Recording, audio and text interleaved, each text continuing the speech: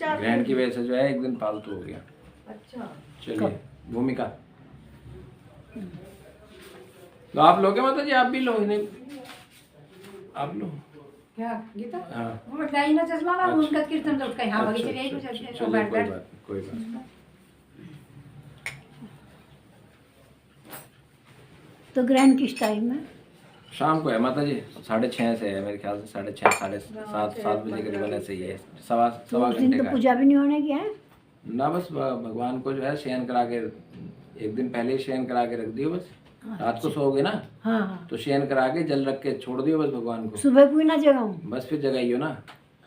फिर तो अगले दिन ही जो है मतलब 3 तारीख को हाँ। और 4 तारीख को सुबह जब आप उठोगे तब भगवान को साफ सुथरा करके मंदिर का मार्जन वगैरह करके अपना। तो जैसे हम लोग तो दीक्षित नहीं है तो हमें भी दिया जलाना मना होता है? हाँ कोई भी नहीं जला सकता दिया, दीक्षित हो चाहे नॉन दीक्षित हो। और माने कि पहले दिन शाम से? हाँ बस जब पहले दिन शाम से ही तो? शाम को रात को जब आप सोओगे ना हाँ। तो भगवान को शयन करा दियो। 2 तारीख से ना? हाँ 2 तारीख की रात को भगवान को शयन करा दियो, जल रख दियो वहाँ पे। हाँ, हाँ। और कहना भगवान अब आप शयन करो, अब जो है 4 तारीख को मैं सुबह आपको जगाऊंगी, ये कह के फिर वो दिया बत्ती कुछ नहीं करनी। मेरे भगवान तो सोते फिर जैसे व्रत है वहाँ इतनी बड़ी सृष्टि चला तो रहे, व्रत का सोते किस तो टाइम दिक्कत हो जाएगी। आप प्रभु जी व्रत का किस टाइम बनावेंगे? व्रत का तो 3 तारीख को व्रत ही रहेगा माता जी। हाँ नहीं तो एक टाइम तो एकादशी प्रसाद है ना? हाँ वो तो रहेगा ही। एकादशी तो 28 की बता रहे ना? नहीं एकादशी तो है, उस दिन भी एकादशी प्रसाद ही 3 तारीख की है। बस उस दिन हल्का फुल्का ही रहेगा, हाँ। मतलब उसे रात को नहीं खाना आपको। न रात को नहीं, मतलब दोपहर को। हाँ दोपहर को ही खा लियो अपना जो हल्का फुल्का बनाओगे। वो चीजों में तुलसी हाँ डाल बस तुलसी डाल के तो पहले ही रखनी पड़ेगी। हाँ। तुलसी डाल के बस तुलसी तो भगवान 2 का तारीख में डाल वैसे ही स्मरण करियो। एक बात बताओ प्रभु, भगवान के सामने ना रखियो। जैसे क्या? उस दिन बंद रहेगा ना मंदिर, हाँ। तो भगवान के सामने भोग ना पधराइयो, वैसे ही बाहर रख के मानसिक भोग लगा दियो भगवान को, तुलसा जी ग्रहण करा के बाहर रख कर प्रसाद। हाँ मानसिक भोग लगा दियो मंदिर के सामने नहीं, रसोई में ही लगा दियो। अच्छा रसोई में ही रख के उसमें वो रख के तुलसी पत्र और मानसिक भोग लगा दियो। अच्छा। मंदिर में नहीं, इसको वहाँ अंदर नहीं एंट्री करनी, क्योंकि मंदिर तो ग्रहण में अशुद्ध हो रखा। अब अशुद्धता में थोड़ा भगवान भोग ग्रहण करेंगे उस मंदिर में। दिन तो चाहे वो जाप करो कितना भी। हाँ जाप का बड़ा महत्व है, बस जाप करो, जो भी कीर्तन करना है, भागवतम पढ़ना, भगवत गीता पढ़नी, ये सारी यहाँ एक्टिविटी तो पढ़ाया नहीं जाता, सीढ़ी नहीं होता नीचे, क्या कोई बात नहीं। सब छुट्टियाँ पढ़ना पड़ना। मैं ये कह रही कि जितनी बार भी भोग लगाओ पूरे दिन में, हर बार नया तुलसी का पत्ता। हाँ, पत्ता भी हाँ। नहीं तो पड़ता। ऐसे तो ये तो पत्ते तो बहुत चाहिए पड़ते हैं। हाँ, तो हम तो तुम सुखा धोकर सुखा कर डिब्बे में भर के इसलिए अच्छा धो के सुखा के डिब्बे में भर लिया, निकाला लगा दिया है, निकाला। ना करना। हमने डिब्बी किसी दिन में तोड़ लेने होते ना तो इसलिए या फिर जो है ज्यादा पत्तों से वो आ रहा है आपको, ज्यादा पत्तों के ऊपर वो आ रहा है प्यार, नहीं वो तो आप जो है ना तुलसी सूख जाती है ना। एक तुलसी काश लेके उसे जल में भिगो और उस जल की बूंद टपका दो प्रसाद में, अच्छा। तो वो भी जो है वही उसके वही काम करती है। अब वो जो तुलसी है वो दोबारा से इस्तेमाल हो जाती है, डंडी हाँ। दोबारा अच्छा से वो वही, डंडी बार बार फिर इस्तेमाल कर सकते उससे बूंद टपका दो, वो भोग इक्विवेलेंट होता है। हैं। चलो ओम अज्ञानतिमिरान्धस्य ज्ञानाञ्जनशलाकया चक्षुरुन्मिलितं येन तस्मै श्रीगुरुवे नमः। श्रीचैतन्यमनोभीष्टं स्थापितं येन भूतले स्वयं रूपः कदा मह्यं ददाति स्वपत्कान्तिकं वन्देऽहं श्रीगुरु श्रीयुतपत्कमलं श्रीगुरुर्वैष्णवांश श्रीरूपं साग्रजातं सैगणरघुनाथान्वितं तं सजीवं साद्वैतं सावधूतं परिजनसहितं श्रीकृष्णचैतन्यदेवं श्रीराधाकृष्णपादान् सैगणललिता श्रीविशाखावितांश्च हे कृष्ण करुणा सिंधु दीनबंधो जगतपते गोपेश गोपिका कांतम श्री राधा कांतम नमस्तुते तप्त कांचन गौरांगे श्री राधे वृंदावनेश्वरी विश्वानुसुते देवी प्रणमामि हरि प्रिया वांछा कल्पतरुभ्यश्च कृपा सिंधुभ्यः एव च पतितानां पावनेभ्यो वैष्णवेभ्यो नमो नमः। जय श्री कृष्ण चैतन्य प्रभु नित्यानंद श्री अद्वैत गदाधर शिवासादि गौरभक्तवृंद। हरे कृष्ण कृष्ण कृष्ण हरे हरे, हरे राम राम राम हरे हरे, हरे कृष्ण कृष्ण कृष्ण हरे हरे, हरे राम राम राम हरे हरे, हरे कृष्ण कृष्ण कृष्ण हरे हरे, हरे राम राम राम हरे हरे। ओम नमो भगवते वासुदेवाय, ओम नमो भगवते वासुदेवाय, ओम नमो भगवते वासुदेवाय, भगवते वासुदेवाय। नारायणं नमस्कृत्यं नरं चैव नरोत्तमं देवी सरस्वतीं व्यासो ततो जयामुदीरये। नष्टप्रायेषु भद्रेषु नित्यं भागवत सेवया भागवतमुत्तम श्लोके भक्तिर्भवति नैष्ठिकीं। श्रीमद्भगवद्गीता यथारूप की जय। श्रील प्रभुपाद की जय। जय हो भगवत्पाद गोपाल कृष्ण स्वामी जी महाराज की जय हो। भगवत्पाद की जय हो। श्री हरिदास ठाकुर।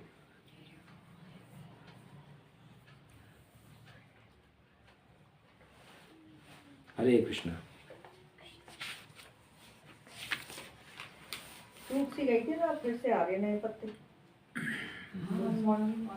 तुलसी में ना नए पत्ते आ रहे।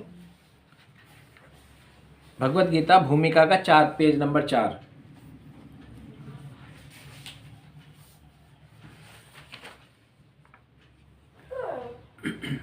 तो आज हम जो है श्रीमद् भगवत गीता में भगवान के साथ संबंध बनाने के विषय में, या भगवान का नाम लेने के क्या बेनिफिट्स हैं, हरि नाम की महिमा के अंतर्गत बहुत सारे कारणों पे हम जो है बातचीत करेंगे आज। तो सबसे पहले हम बात करेंगे भगवान से इस मानव शरीर पाकर हम किस प्रकार से संबंध स्थापित कर सकते हैं। नंबर 4 पेज नंबर 4 पे। ले लो। तो भगवान से जो है हम 5 प्रकार से संबंध स्थापित कर सकते हैं। क्योंकि भगवान तो वैसे हमारे से हर चीज़ में संबंधित रखते हैं, क्योंकि भगवान का मतलब क्या है? भय, ज्ञ, वै, आ, न। भय से भूमि, ज्ञ से गगन, वै से वायु, आ से आकाश, न से नीर। तो ये पंच तत्व हैं। पंच तत्वों से मिलके हम भी बने हुए हैं। तो भगवान जैसे ही हमें, जो भगवान भी पंच तत्वों से मिलके बने हुए हैं, हम भी पंच तत्वों से मिलके बने हुए हैं। तो हम क्या हो गए? भगवान के संबंधी हो गए। भगवान के साथ हमारा संबंध है। कैसा? कि 5 तत्वों से वो मिलके वो बने हुए हैं, 5 तत्वों से मिलके हम बने हुए हैं। बस अंतर क्या है कि भगवान इन 5 तत्वों के कंट्रोलर हैं, 5 तत्वों के मालिक हैं, और हम जो है ना इन 5 तत्वों से के बने हुए एक पिंड हैं। बस ये अंतर है। तो इस कारण से जो है भगवान कहते हैं कि जो जीव है वो मेरे साथ 5 तरह से संबंध स्थापित कर सकता है। वो किस प्रकार संबंध स्थापित कर सकता है? कोई भी भक्त जो है निष्क्रिय अवस्था में रह के मेरे से, भगवान से संबंध स्थापित कर सकता है। निष्क्रिय अवस्था क्या होती है? निष्क्रिय अवस्था ये होती है कि वो कुछ ना करे, बस वो केवल भगवान को एक बहुत बड़ी शक्ति मान ले कि ये सब कारण जो है, सब कारणों के कारण कौन है? भगवान कृष्ण है। क्योंकि ब्रह्मा जी कृष्ण की स्तुति करते हुए कहते हैं ब्रह्म संहिता में, ईश्वरा परम कृष्णा सच्चिदानंद विग्रह अनादिरादि गोविंद सर्व कारण कारण। कि जो भगवान है वो गोविंद हैं, वो आदि पुरुष हैं, वो सच्चिदानंद से मिलके बने हुए हैं, वो सबसे पुराने हैं और सभी कारणों के कारण हैं, ईश्वरों के ईश्वर हैं।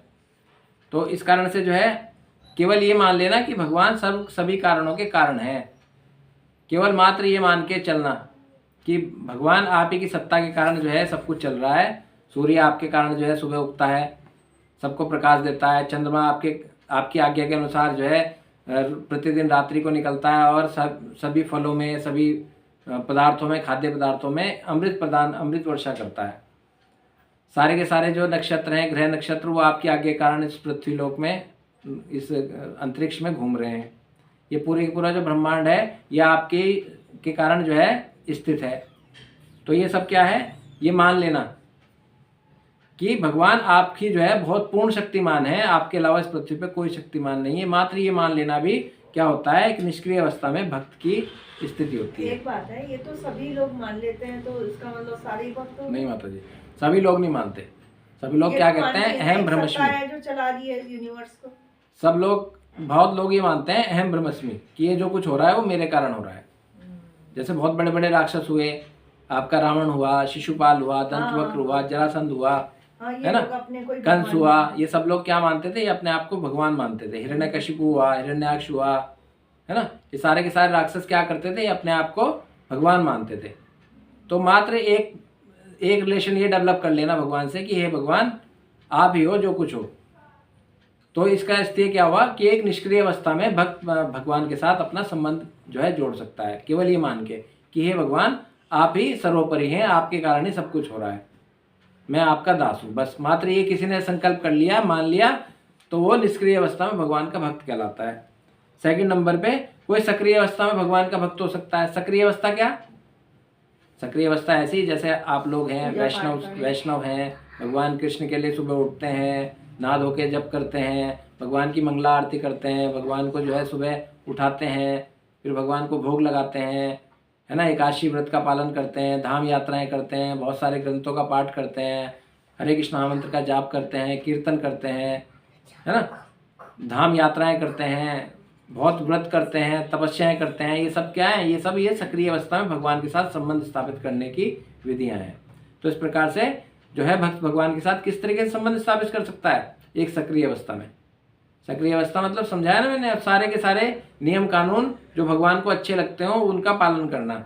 हम भगवान के साथ क्या कर सकते हैं? सक्रिय अवस्था में संबंध बना सकते हैं। अब कोई भगवान के साथ सखा रूप में संबंध बना सकता है। सखा रूप कैसे? जैसे भगवान के बहुत सारे सखा थे, अर्जुन सखा था भगवान का, है ना, सुमंगल, सुदामा, सुबाला, है ना, ये सारे के सारे भगवान के क्या थे? मित्र थे। सखा भाव में भगवान के साथ उद्धव जी थे, है ना। तो ये सब भगवान के साथ क्या किस तरीके से मित्रवत व्यवहार करते थे?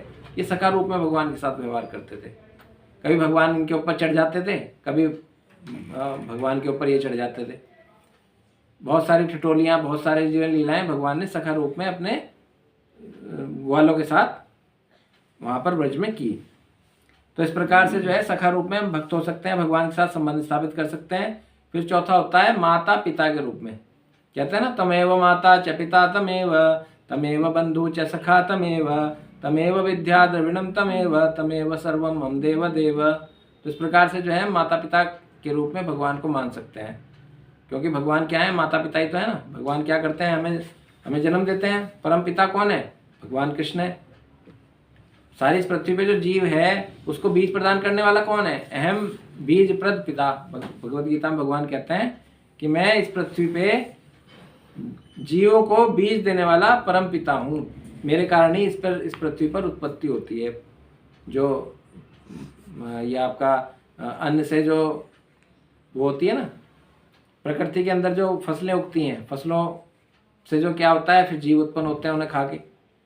तो इस प्रकार से क्या कहते हैं भगवान कि मैं ही आपका माता पिता भी मैं ही हूँ। और कोई जो है ना भगवान के साथ दाम्पत्य जीवन का, जैसे पति पत्नी का वो होता है संबंध, ऐसे भी संबंध बना सकता है। जैसे मीराबाई ने भगवान के साथ जो है क्या संबंध बनाया था? दाम्पत्य। वो अपने पति के रूप में भगवान कृष्ण को मानती थी और आखिरी में और वो जो है भगवान के विग्रह में ही समा गई थी सहशरीर। तो इस प्रकार से भगवान को जो है के साथ हम 5 तरह के संबंध को स्थापित किया जा सकता है। तो इस प्रकार जो है भगवान को हम बता सकते हैं कि हे भगवान, आप हमारे निष्क्रिय अवस्था में संबंध हैं हमारे, आपके साथ सक्रिय अवस्था में हमारे संबंध हैं, आपके सखा रूप में हमारे साथ संबंध हैं। हम आपको माता पिता मानते हैं, हम आपको अपना पति मानते हैं, हम दाम्पत्य प्रेमी के रूप में आपके साथ संबंध स्थापित कर सकते हैं। तो इस प्रकार जो है भगवान भक्तों के साथ अपने संबंध जो है स्थापित करते हैं।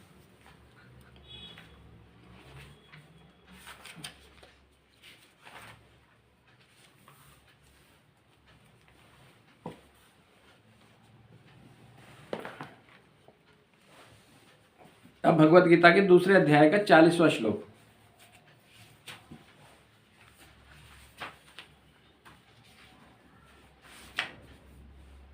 कौन से अध्याय? दूसरे अध्याय का 40वां श्लोक।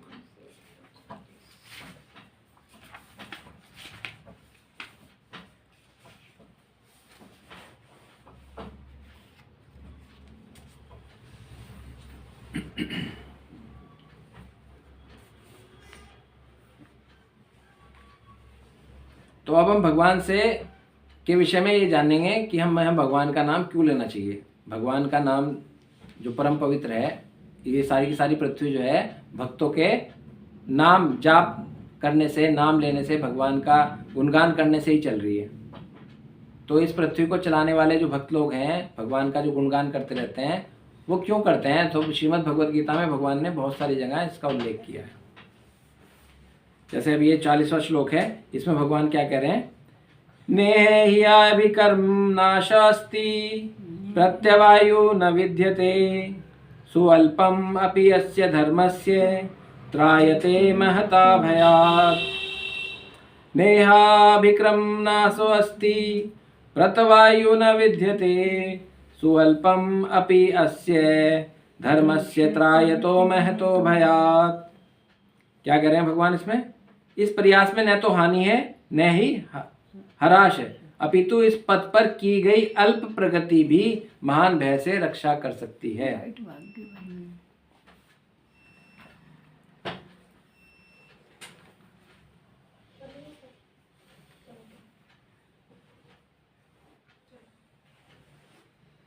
तो भगवान क्या कह रहे हैं कि भगवान का जो नाम लेना है, भगवान के नाम लेने का जो प्रयास करता है उसमें ना तो कोई हानि होती है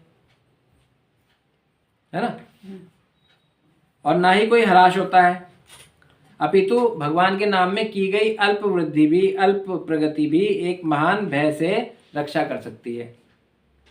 अब ये क्या, ये कैसे बता रहे हैं भगवान? भगवान कह रहे हैं कि जो भगवान का नाम लेता है ना, तो वो क्या होता है, उसके सारे के सारे जो कष्ट हैं, सारे के सारे जो प्रारब्ध हैं, सारे के सारे जो क्लेश हैं, सारे के सारे जो उसके ऐसे पाप हैं जो उसने पूर्व जन्मों में किए हुए हैं, प्रारब्ध जिन्हें कहते हैं, उनका भगवान जो है समूल नाश कर देते हैं। जैसे क्या हुआ था एक बार, अजामिल की कथा तो आपने सुनी हुई है। अजामिल ने भगवान की जो है जन्म, जब वो बड़ा हुआ जन्म लेके, तो उसने कुछ वर्ष तक 20-25 साल भगवान की सतत कीर्तन किया, सतत जो है भगवान की सेवा करी, और फिर जो है उसने किसी कारणवश जो है अपना भक्ति को छोड़ दिया, और भक्ति को छोड़ने के बाद वो अपने उल्टे सीधे कामों में लग गया और बहुत बड़ा राक्षस बन गया। उसने जो दुनिया के सारे गंदे गंदे काम हैं वो सारे के सारे किए, परंतु उसने जो 25 साल जो भगवान की भक्ति की थी उसका नाश नहीं हुआ।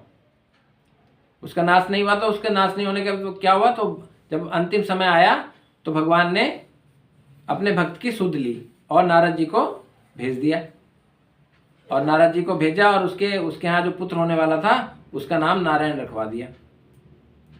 अब वो नारायण नारायण नारायण करता रहता था, और नारायण नारायण करने के बाद सारा दिन भगवान का नाम नारायण नारायण लेता रहता था। तो अंतिम, जब उसका अंतिम समय आया तो उसको जो है ना यम के दूत लेने आ गए। तो यम के दूतों को देखकर उसने क्या चिल्लाया कि नारायण नारायण नारायण, कि देखो मुझे ये कौन लेने आ गए हैं, जरा मेरी मदद करो, पुत्र नारायण। अब बुला तो पुत्र को रहा था, आ गया कौन? भगवान आ गए। भगवान ने अपने दूतों को वहां भेज दिया और जो है यम के दूतों को भगा दिया और उसके जो है प्राणों की रक्षा करी भगवान ने। तो भगवान ने वहां पर जो है क्यों ऐसा करा? और ले तो रहा था अपने लड़के का नाम, और आ गए भगवान नारायण नाम सुन के। तो इस कारण से भगवान क्या कहते हैं कि यदि तुमने जो है भगवान के पथ पर थोड़ी सी भी प्रगति की हुई है, भगवान के कुछ नाम भी लिए हुए हैं, तो वो तुम्हारे लिए जो है महान भय से रक्षा करने वाले हो सकते हैं।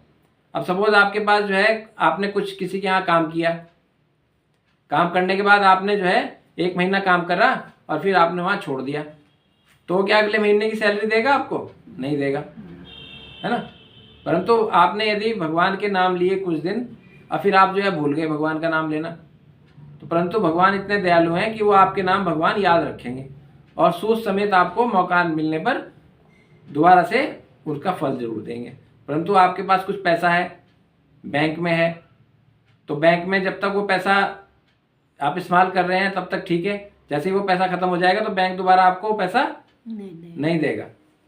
ऐसे ही आप किस प्रकार कहीं घूमने गए, आपने होटल बुक किया, होटल में 5 लाख रुपए डाल दिए, तो जैसे ही वो 5 लाख रुपए खत्म हो जाएंगे तो आप होटल दोबारा से यूज नहीं कर पाएंगे जब तक आप उसमें और दोबारा पैसे नहीं डालेंगे।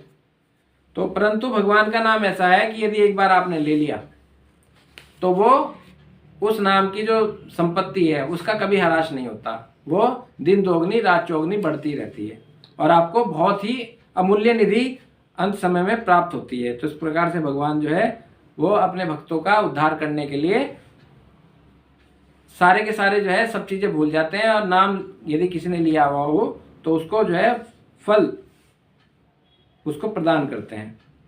तो इस प्रकार से भगवान कहते हैं कि हमें जो है भगवान के नाम में बहुत ही अद्भुत के जो है प्रगति करनी चाहिए, ना चाहते हुए भी जो है भगवान का नाम लेना चाहिए।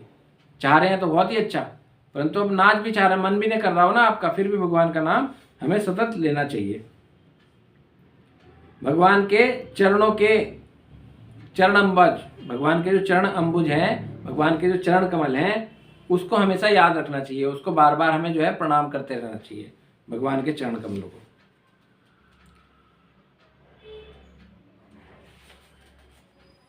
अब इसका जो है 41वां श्लोक।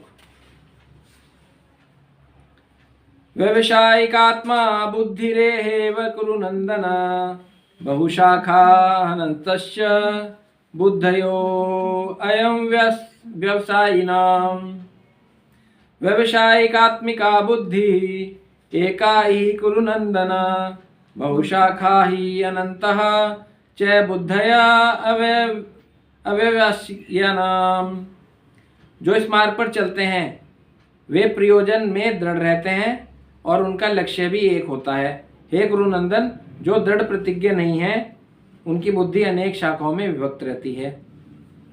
तो भगवान यहाँ कह रहे हैं कि जो इस मार्ग पर चलते हैं, इस मार्ग का मतलब क्या है? जो भक्ति पथ पर चलते हैं, जो भक्ति के मार्ग पर चलते हैं, जो भगवान के बताए हुए रास्ते पर चलते हैं, जो श्रीमद् भगवद गीता के अनुसार अपना जीवन यापन करते हैं, जो भागवतम में भक्तों का चरित्र पढ़ते हैं, जो श्रीमद् भागवतम का पाठ नित्य प्रति करते हैं, जो भगवान की सेवा करते हैं, भगवान को भोग लगाकर प्रसाद ग्रहण करते हैं, जो भगवान के लिए जप करते हैं, एकादशी व्रत का पालन करते हैं, जो भगवान के धामों की यात्राएं करते हैं, ऐसे व्यक्ति जो होते हैं वो अपने प्रयोजन में, अपने संकल्प में दृढ़ रहते हैं। उनका लक्ष्य एकमात्र होता है भगवान की प्राप्ति, कि किस तरीके से भगवान हमें मिल जाएं। परंतु हे कुरुनंदन, बहुत से लोग क्या होते हैं, उनकी बुद्धि भ्रष्ट हो जाती है। वो बहुत सारी शाखाओं में अपने आप को विभक्त कर लेते हैं। जैसे कैसे करते हैं? जैसे आपका सप्ताह शुरू हुआ तो 7 दिन में सबसे पहले क्या आया? इतवार। इतवार को क्या, किसकी पूजा करने लगेंगे? सूर्य देव की। सूर्य को जल चढ़ाना और दूसरे काम सूर्य के लिए करना। और फिर सोमवार आया तो सोमवार को शिव की भक्त बन जाते हैं लोग, शिव की आराधना करना। फिर जो है आता है उसके बाद मंगलवार। मंगलवार को हनुमान जी का व्रत करते हैं, हनुमान जी को भोग लगाते हैं, हनुमान जी के मंदिर में जाते हैं। और फिर बुधवार को गणेश जी को मनाने के लिए वो लगे रहते हैं। और फिर आपका आता है बृहस्पतिवार। बृहस्पतिवार को जो है आप किसकी पूजा करते हैं? गुरु की पूजा करते हैं, गुरु बृहस्पति की पूजा करते हैं। शुक्रवार को माता रानी की पूजा करते हैं। शनिवार को शनि देवता को पूजने लगते हैं। और इस प्रकार से पूरे का पूरा जो है वही आपका सप्ताह खत्म हो जाता है। तो इसका मतलब ये है कि आपकी जो बुद्धि है वो बहुत सारी शाखाओं में विभक्त है। तो इस कारण से आपको क्या होता है? कुछ भी नहीं मिलता। एक को साधे सब सदे और सब साधे सब जाए। यदि आप एक नाव में सवार होकर चलेंगे तो आप मंजिल पे पहुंच जाएंगे, और यदि आप 2 नाव की सवारी एक साथ करेंगे तो क्या होगा? आपने उसमें नदी में डूब जाओगे। तो इस कारण से हमें क्या करना चाहिए? हमें केवल भगवान के बताए हुए रास्ते पर ही चलना चाहिए, हमें इधर उधर नहीं देखना चाहिए। श्रद्धा शब्दे विकास कहे दृढ़ निश्चय, कृष्ण भक्ति के लिए सर्व कर्म कृता है।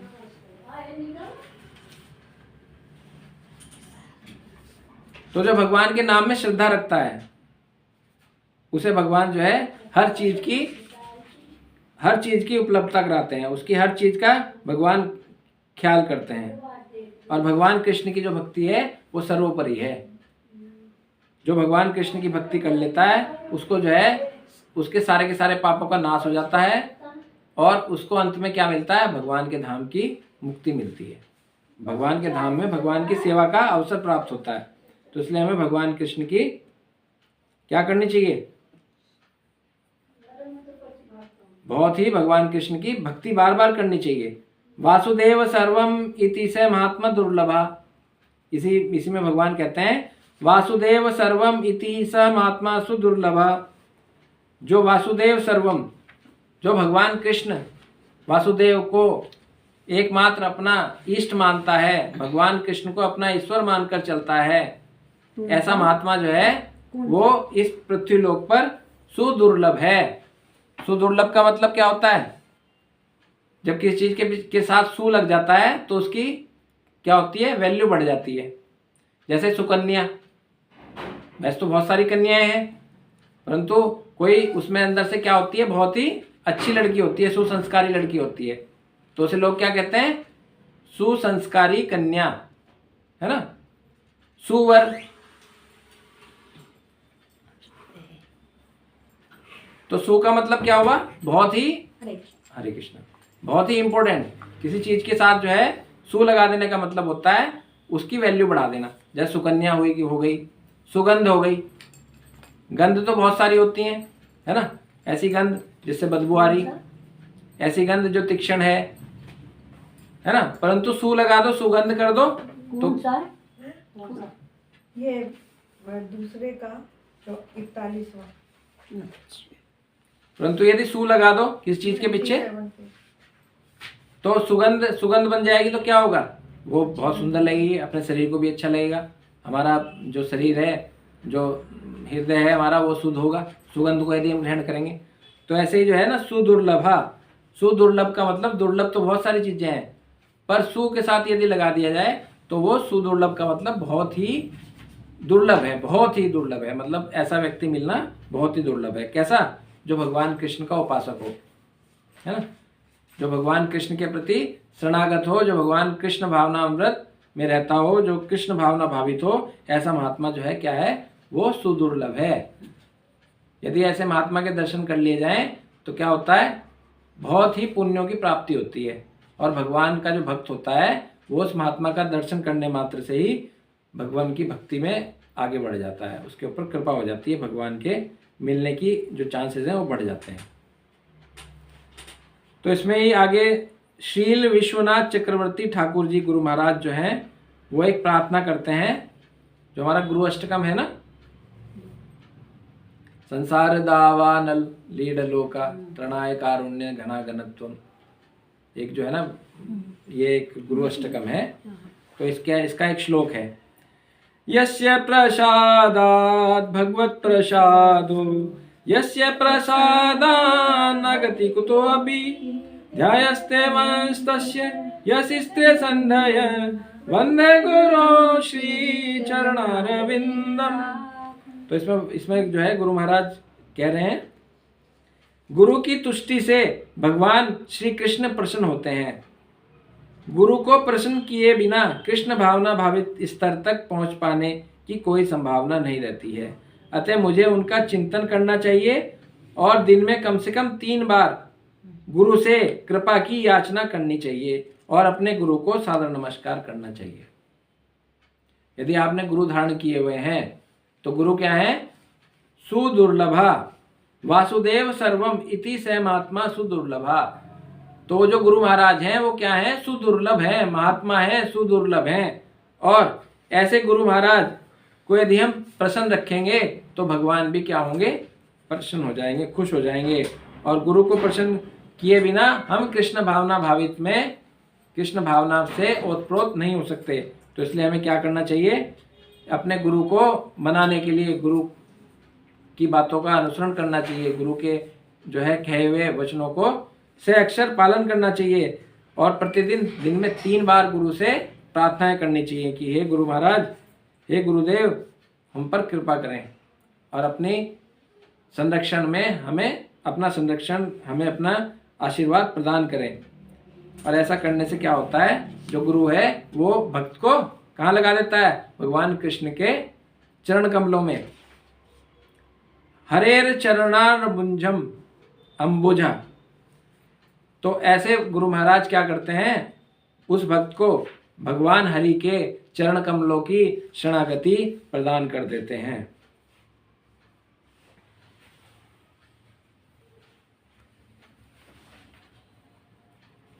अब अगला एक और श्लोक है जो कि भगवत गीता से नहीं है, वो मैं वैसे ही पढ़ रहा हूँ, आप इसको बोल भी सकते हैं। अहम भक्तोपराधीन आस्वस्तंत्रैव दिश साधुर्भिर्ग्रस्ता हृदयो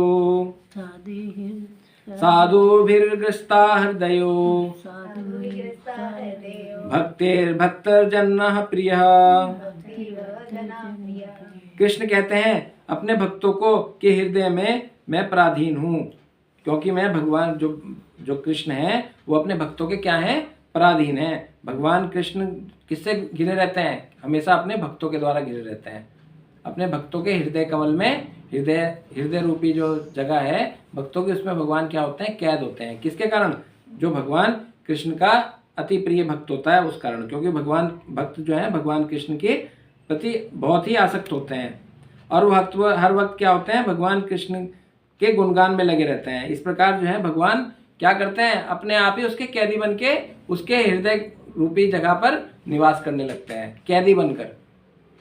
कह रहे हैं ना यहाँ, अहम भक्ता पराधीनो, कि मैं हमेशा भक्तों के की जेल, हृदय रूपी जेल में पड़ा रहता हूँ। भक्तों के क्या कहना चाहिए, भक्तों का उद्धार करने के लिए या भक्तों को आनंद प्रदान करने के लिए मैं कभी भी भक्तों का साथ नहीं छोड़ता। और इस प्रकार से भगवान क्या करते हैं, हर भक्त के साथ जो है उसकी रक्षा करते हैं, उसकी संपत्ति की रक्षा करते हैं, उसके पास जो नहीं है उसको प्रदान करते हैं। तो इस प्रकार से भक्त जो है यदि भगवान का नाम लेता है तो भगवान क्या होते हैं, उस भक्त के पराधीन हो जाते हैं। अब हम पढ़ेंगे 9वें अध्याय का 22वां श्लोक।